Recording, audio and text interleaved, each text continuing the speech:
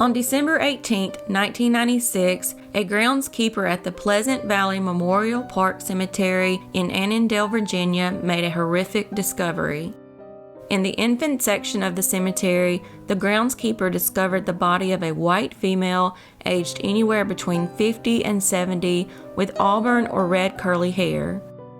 The woman was laid out on a plastic sheet with a small 8-inch Christmas tree that was decorated with gold balls and red ribbons.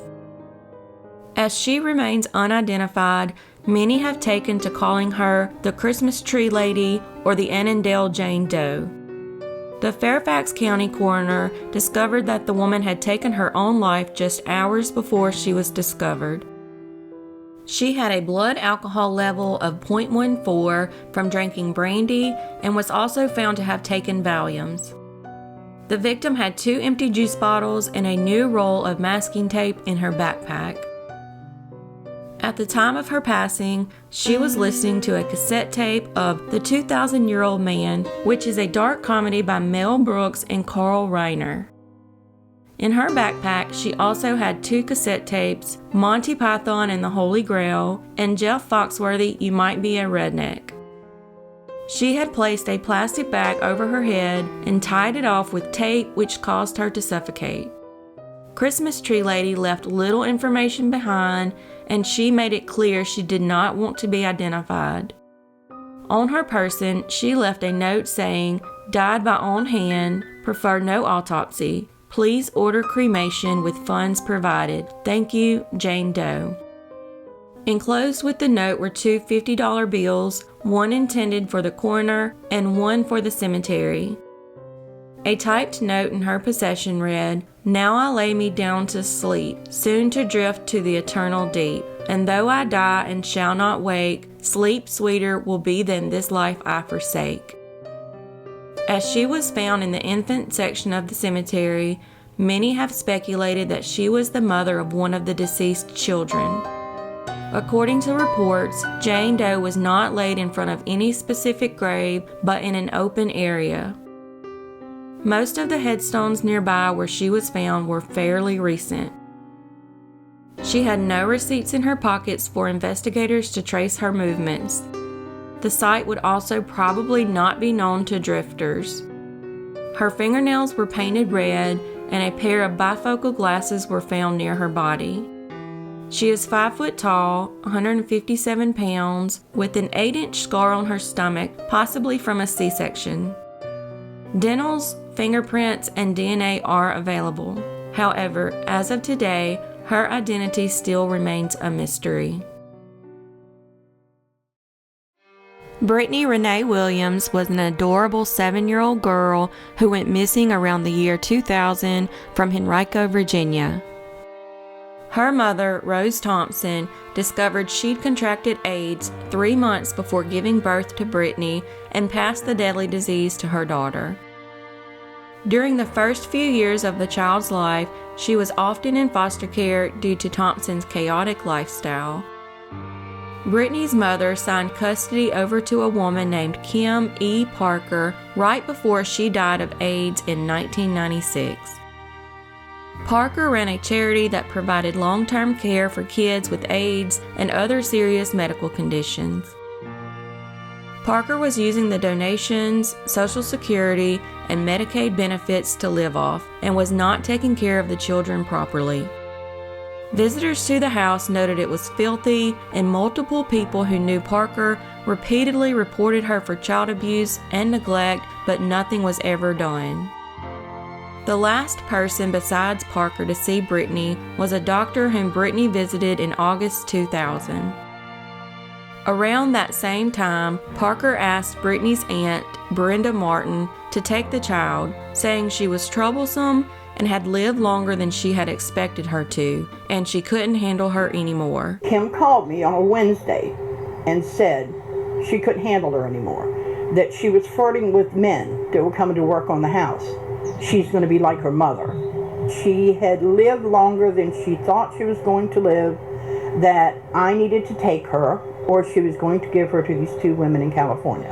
Brittany's aunt declined, saying she couldn't handle the girl's medical needs. Within 2 days, Parker was saying that she'd given Brittany to 2 women in California.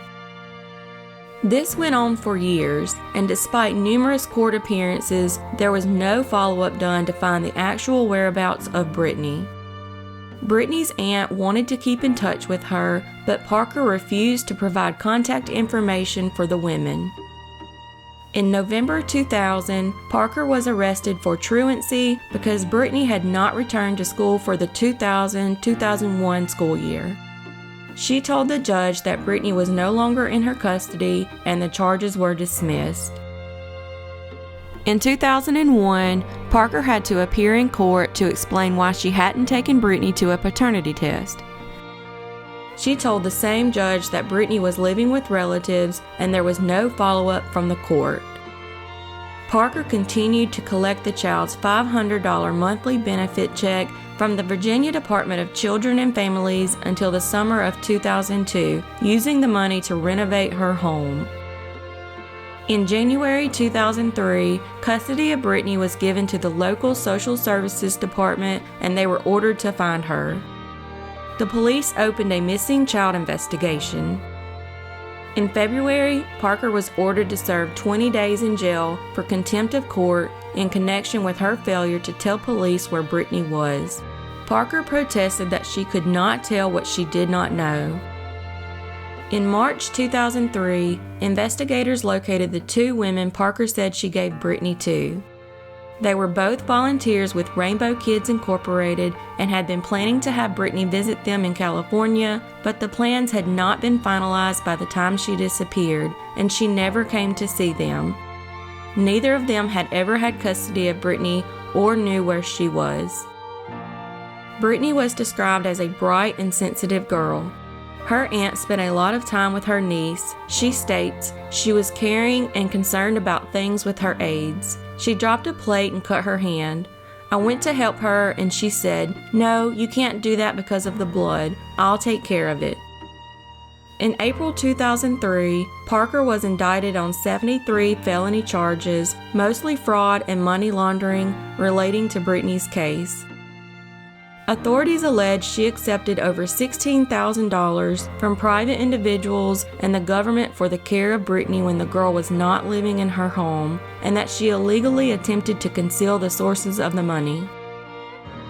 Parker pleaded guilty to 1 count of mail fraud and 1 count of wire fraud in July 2003. She was then charged with 3 counts of medical assistance payment fraud for allowing Brittany's Medicaid payments to continue needlessly. Medicaid paid about $8,000 in insurance premiums for Brittany after she left Parker's care. In May 2003, authorities thoroughly searched Parker's home and drained her septic system, looking for Brittany's remains or any sign that she had died there. Her Social Security number and Medicaid insurance card have not been used in any state since her disappearance. Investigators believe she is no longer alive because without using her Medicaid benefits, she would have had no way to get the medicine she needed to sustain her life. Brittany remains missing, and as of today, the case remains unsolved. Katelin Akens was last seen on December 5, 2015. She was visiting her sister and her sister's newborn and some old friends in her hometown of Springfield, Virginia. She had a flight scheduled out that day at 5:40 p.m. from Reagan National Airport to her home in Arizona, but she never made it. Katelin needed a ride to the airport, but her sister Gabby was busy with the baby and her mother had to be at work before 10 a.m., so she agreed to get a ride from her former stepfather, James Branton. Lisa would drop Katelin off at James's house in Partlow, Virginia at 9:20 a.m. Lisa would remind James of Katelin's flight time and then leave. James had to be at work at 3 p.m., so he intended to drop her off early. This is where things start to get very strange. At 11:56 a.m., Katelin's fiancé, Amber, received a text message that read, "Something came up. I'm not coming back today. I'll let you know when I get a new flight. I won't be able to text for a bit." At 1:52 p.m., James would send a text to Lisa telling her that he dropped Katelin off and then would send a follow-up text with more details saying, "I dropped her at the Springfield Metro station. She was going to take the metro to the airport since there is a stop at Reagan." According to James, Katelin wanted to spend some time at a mall before going to the airport, so he dropped her off at the Springfield Town Center. The story goes she was going to walk from the mall to the Franconia Springfield Metro station and take a train to the airport. Lisa was very concerned about this plan because Katelin had not been on the metro since she was a child, and Lisa felt it was odd for James to agree to this request. Then strangely, Lisa would get a text message from Katelin 8 minutes later saying, "I'm at the airport, battery dying so won't be able to text for a bit." How was this possible if she was dropped at the Springfield Town Center at 1:52 p.m.? It takes a total of 19 minutes to go from the Franconia Springfield station to the Reagan National Airport. The only explanation might be that James didn't text Lisa right away. But why did her fiancé receive a message 2 hours earlier saying she wasn't going to make the original flight? Initially, Lisa was relieved to hear from Katelin, but that quickly faded when Amber called her and informed her of the earlier text she received about taking a later flight. Lisa would then try calling and texting Katelin, but wouldn't hear back until 7:15 p.m., which was way past the time of her scheduled flight. The text message she received read, "I'm staying with a friend. I need some time alone." Shortly thereafter, Amber received a final message from Katelin sent on Facebook, "I can't come back. I cheated on you." All further attempts to get in touch with Katelin went unanswered until finally her phone simply stopped ringing. The biggest find in the case was made 2 days later, on December 7th, by a road crew worker. In a drainage ditch in the 6600 block of River Road near Fredericksburg, about 44 miles away from the Springfield Metro station, they found Katelin's blue suitcase. It was roughed up and missing a wheel, according to police. It was clearly thrown out the window of a moving vehicle. Inside were Katelin's wallet, cash, debit cards, and plane ticket home. Her phone, clothes, and high school diploma, which she needed for her cosmetology school, were missing. Did James drop Katelin off at the Springfield Mall? Initially, the police said they were able to corroborate this claim, but later they said they needed to look further into it and tighten up the timeline. There is no evidence, neither surveillance footage nor witnesses, that places Katelin, James, or his vehicle anywhere near Springfield Mall, or anywhere else for that matter. Investigators also found that James, who had told Lisa that he had to drop Katelin off earlier because he starts work at 3:00 p.m., never went to work that day. He called in and said he wouldn't be coming. When searching his house, police found a password-protected phone, but James has repeatedly refused to provide the password. He also has refused to take a polygraph test. Still, despite an extensive search of his house, vehicles, and other belongings, no physical evidence was found connecting James with Katelin's disappearance. Authorities do not believe she left on her own accord, and they were able to prove that James never dropped her off at the mall like he said he did. The police investigated location data from the phones of James and Katelin. At 1:52 p.m., when James texted Lisa that he had dropped Katelin off at the Springfield Mall, his phone pinged near his home. At 2:00 p.m., when Katelin texted Lisa that she was at the airport, her phone pinged from the area surrounding James's home, 30 miles away from the Springfield Metro station. And when the final text was sent from Katelin's phone at 7:15 p.m., it pinged off a cell tower in Stafford, less than 15 miles from where her luggage was found. Katelin had allegedly confided in her closest friend, Kevin, telling him that James had been verbally abusive when she was growing up. However, he didn't know of any physical abuse that had occurred. He also said that the night before her disappearance, Katelin had gotten drunk with friends who forced themselves on her. The following day, she told Kevin in a message that she felt very guilty about it. Katelin is considered missing under suspicious circumstances, and as of today, this case remains unsolved. 22-year-old Shane Donahue was last seen leaving his parents' house in Nokesville, Virginia on March 22, 2010. He was with his friend Timothy Hickerson and left in a Hickerson Brothers electric box truck.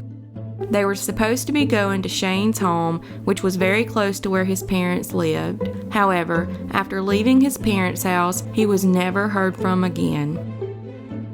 Shane was the middle child of parents Brian and Donna Donahue and generally had dinner with them just about every night. He also always made a point to call his parents every single day, so they definitely knew something was wrong when he stopped answering his phone. Timothy, the friend Shane was with on the evening of March 22nd, was a member of a well-known family in Nokesville area. They owned the Hickerson Brothers Electric Service Company. However, even though they ran a decent business, Timothy had trouble with the law. A year after Shane's disappearance, he would be charged and sentenced to 4 years in prison for breaking into 2 gun stores and stealing from a third. Shane also came from a good home, but also had minor troubles in his past. 2 years before he disappeared, his roommate was arrested by the FBI for narcotics distribution, and it is rumored that Shane was part of the operation. He also had 2 convictions for the possession of marijuana. Could his disappearance have been related to drugs? On the day Shane disappeared, he was working a job at Colgan Air where he was installing ceiling tiles. He would employ his friend Timothy to assist with the job since Shane didn't own a vehicle and usually needed friends to drive him around. The job paid $5,000 and he would give Timothy $1,000 of it for helping. That evening after leaving his parents' house, he was with Timothy, and Timothy is believed to be the last person known to have been with Shane before he disappeared. He is a person of interest in the case, but as of today, he has never been charged. Shane owned 2 phones, and it was discovered that both either simultaneously went dead or were turned off at 4 p.m. that evening. Also, police would search his duplex where he lived and would light it up looking for blood. His parents paid for cadaver dogs, and searches were made of the Nokesville area lakes, parks, and ponds. In April of 2013, police again searched Shane's home and a septic tank on the property was drained. However, none of this led to any evidence being found. There hasn't been any activity on Shane's bank account, nothing on his phones, and no calls to his family members. Rumor has it that Timothy and a guy named Craig Matong broke into Shane's house sometime shortly before his disappearance and stole money and medications while Shane was at a party. Timothy claimed he would make it right by giving Shane a ride to Colgan Air and help him install the ceiling tiles. However, after the job and visiting his parents, he was never heard from again. So who is this Craig Matong and was he involved?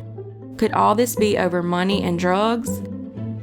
Many believe Shane was murdered by Timothy, possibly for the money he received from the job that day, or that Timothy at least knows what happened to him. All the limited evidence points towards Timothy. However, without a body, there doesn't appear to be enough to charge him. At this point, and after so many years, both Donna and Brian believe Shane is most likely deceased and have already purchased a burial plot for him, and as of today, the case remains unsolved. Sweethearts Heidi Lynn Childs and David Lee Metzler were Virginia Tech sophomores from the Lynchburg area that were shot to death on the night of August 26, 2009. They were 18 and 19 years old, respectively. The two met in high school and had dated for 4 years, continuing their romance at Virginia Tech. Heidi was majoring in biochemistry and David in industrial systems engineering. Heidi was a devout Christian and reportedly had a strong Christian relationship with Metzler too. On the summer evening in August, David told his friends that he was going to take Heidi on a special date. David was going to have a bonfire, play songs on the guitar that he had written for her, and chill at the Caldwell Fields, a popular hangout for tech students which is located about 15 miles from campus. Heidi told her roommates she wouldn't be gone too long because she had homework. The couple took the guitars they played together during Heritage Baptist services and left Heidi's apartment around 8 p.m., heading to the idyllic campground in Montgomery County. The area has no phone service and little to no people on most days. About 8 a.m. the next morning, a man walking his dog found the teens' bodies in the recreation area's parking lot on Craig Creek Road. David was inside his Toyota Camry and Heidi was on the ground outside. Investigators have not said how many times or where either was shot or released many other details about the killings. Since then, investigators have remained unable to point to a motive, saying the shootings were likely random. On the third anniversary of the homicide in 2012, Sheriff Tommy Witt revealed that his detectives had found DNA evidence at the scene that possibly belongs to the killer. Many people that live in or frequent the area have had their DNA tested, but so far, no match has been made. No one really knows who was there and what exactly happened that night. Detectives said the shooter took Heidi's purse containing her cell phone, camera, Virginia Tech lanyard, ID, and credit card. The items are still missing to this day. In 2009, police brought in recruits from the New River Criminal Justice Training Academy to help search for more clues about the couple's slaying at Caldwell Fields. Heidi and David are buried side by side in Virginia Memorial Park in Bedford County, and as of today, their cases remain unsolved.